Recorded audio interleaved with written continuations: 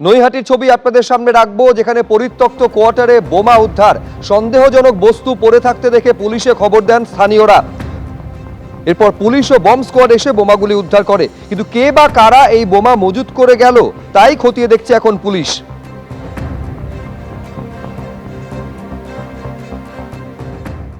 অবৈধ কারখানা নিয়ে কড়া পদক্ষেপ রাজ্য সরকারের। আজকে মুখ্যমন্ত্রী শুভেন্দু অধিকারী স্পষ্ট ভাষায় জানিয়ে দিয়েছেন, কোনো কারখানা যদি অবৈধ হয়, তার যদি বিল্ডিং প্ল্যান না থাকে, সেই কারখানা ভেঙে ফেলা হবে।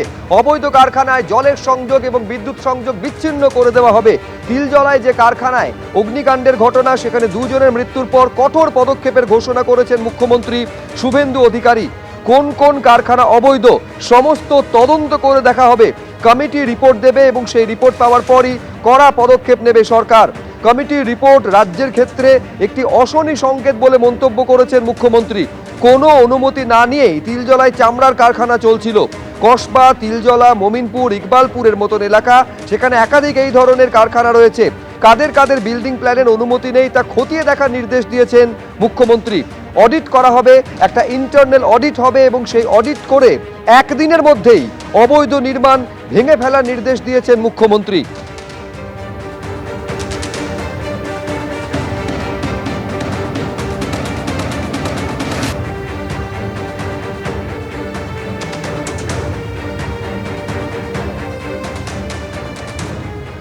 গতকাল তিলজলা পিএসে অগ্নিসংযোগ এবং দুর্ঘটনা ঘটে, যাতে দুজন মারা গেছিলেন, 3 জন আহত হয়েছিলেন। কমিটি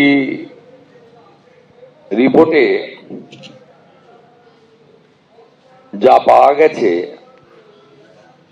এটা আমাদের রাজ্যে বা কলকাতার ক্ষেত্রে একটি অশনি সংকেত। ওই অবৈধ ওয়ার্কশপ বা কারখানায় কোনো বিল্ডিং প্ল্যান নেই। The basic norms of fire এবং ইলেকট্রিসিটি ওখানে ছিল না। ওই অবৈধ কারখানার মালিক শেখ নাসির এবং শামীম মোহাম্মদ, তাদেরকে গ্রেপ্তার করা হয়েছে আজকে সকালে। বিদ্যুৎ সরবরাহকারী সংস্থাকে পার্মানেন্ট ইলেকট্রিক ডিসকানেকশন করার অর্ডার দিয়েছি এবং সিএসসি কে বিদ্যুৎ সচিবের মাধ্যমে জানানো হয়েছে, যত এই ধরনের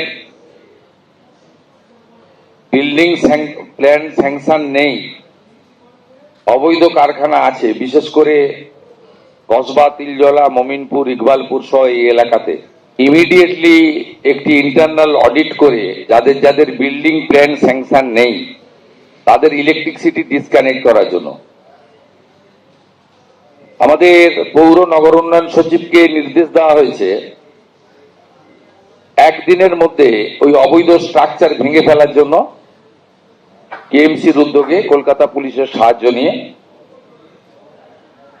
এবং একইভাবে কেএমসি কে বলা হয়েছে এই ধরনের অবৈধ বিপজ্জনক কারখানাগুলিতে জলের লাইন কেটে দেওয়ার জন্য। আমরা এতে জিরো টলারেন্সের নীতি নিচ্ছি। যারা সতর্ক হতে চান সতর্ক হয়ে যান, যারা বেআইনি কাজকর্ম করছেন তাদেরকেও আমরা সংশোধিত হতে এবং এই ধরনের কাজ থেকে বিরত থাকার জন্য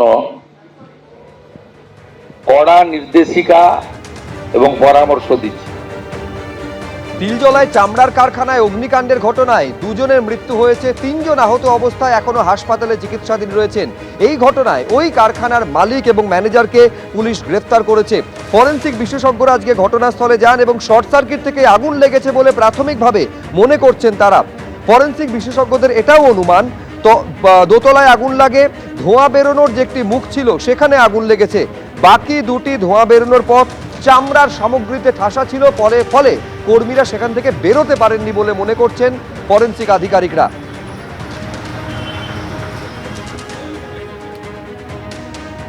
ভয়াবহ অগ্নিকাণ্ডের ঘটনায় দুজনের মৃত্যুর ঘটনা। এখনও অগ্নিদগ্ধ অবস্থায়, ধোঁয়ায় দমবন্ধ অবস্থায় হাসপাতালে চিকিৎসাধীন আরও 3 জন, তার মধ্যে 2 জন ভেন্টিলেশনে। যে জায়গায় এই ঘটনা ঘটেছে, তিলজলা থানা এলাকার জিজে খান রোড, গোলাম জিলানি খান রোড, সেই কারখানার একদম সামনে আমরা রয়েছি। এই যে বাড়িটা, এই বাড়িটাই একটা চারতলা বহুতল। সেই চারতলা বহুতলের দোতলা এবং তিনতলার অংশে ছিল কারখানা, আর একদম উপরের দিকের অংশে মালিক থাকতেন নিজের পরিবার নিয়ে। কিন্তু যে পরিসর রয়েছে একটি বাড়ি থেকে আরেকটি বাড়ির, এই রকম একটা চামড়ার মতো অতিদাহ্য বস্তুর সরঞ্জামের কারখানা, সেখানে ন্যূনতম অগ্নি নির্বাপন ব্যবস্থা এবং বহুতল নির্মাণের যে নিয়মকানুন তা যে তোয়াক্কা করা হয়নি তা এখানে দাঁড়িয়ে একদম দিনের আলোর মতো স্পষ্ট। আমরা যে জায়গায় দাঁড়িয়ে রয়েছি, যে বাড়িতে অগ্নিকাণ্ডের ঘটনা ঘটেছে, এই হচ্ছে তার পাশের বাড়ি।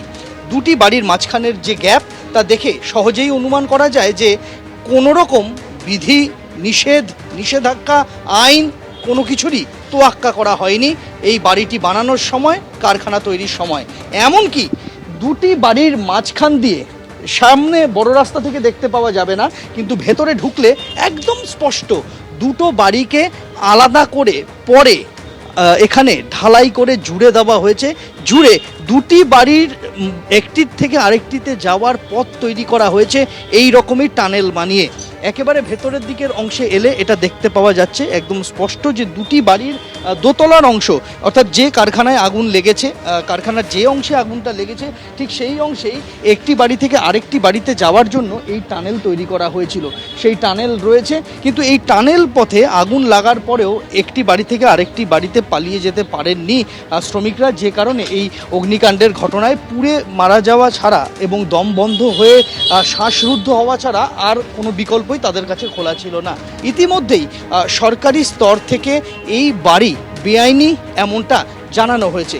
এখন তদন্ত প্রক্রিয়ার মাঝে আর কি উঠে আসে এখন সেদিকেই নজর। কৌশিক কর্মকারের সঙ্গে সন্দীপ সরকার, এবিপি আনন্দ, কলকাতা।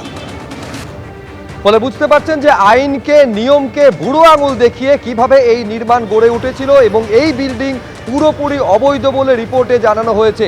শুধু তাই নয়, যখন একটি মুখে আগুন লাগে, অন্য যেটা বেরোনোর মুখ ছিল, ধোঁয়া বেরোনোর মুখ, সেটা পুরো চামড়ার সামগ্রীতে ঠাসা ছিল। ফলে ভেতরে যে কর্মীরা ছিলেন তারা বেরোতে তো পারেনি, আরো ভেতরের দিকে তারা ঢুকে যান, শৌচাগারে আশ্রয় নেন, আর সেখানেই দমবন্ধ হয়ে মৃত্যুর ঘটনা ঘটে। এমনটাই হয়েছে বলে অনুমান ফরেনসিক আধিকারিকদের।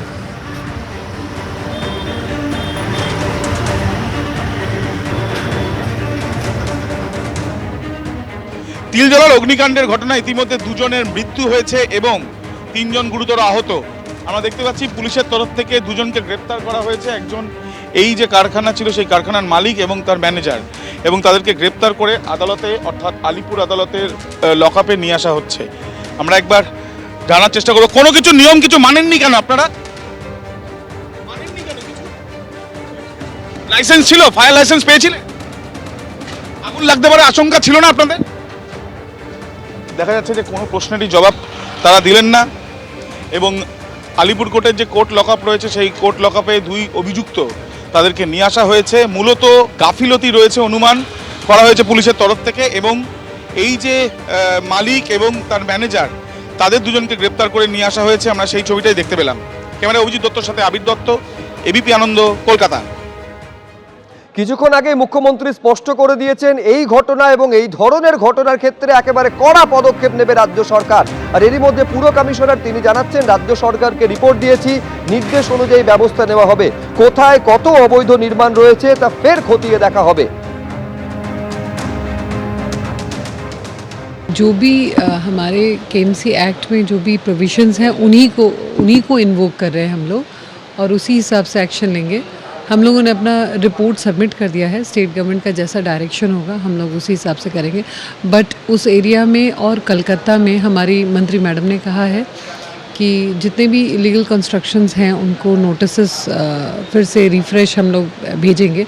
हम लोग भेजते आए हैं ट्रेडिशनली, और उसको परसों भी करते आए हैं, तो उसको फिर से एक नए सिरे से उसको फॉलो अप करना है कि कितना एक्शन कहाँ क्या क्या हुआ।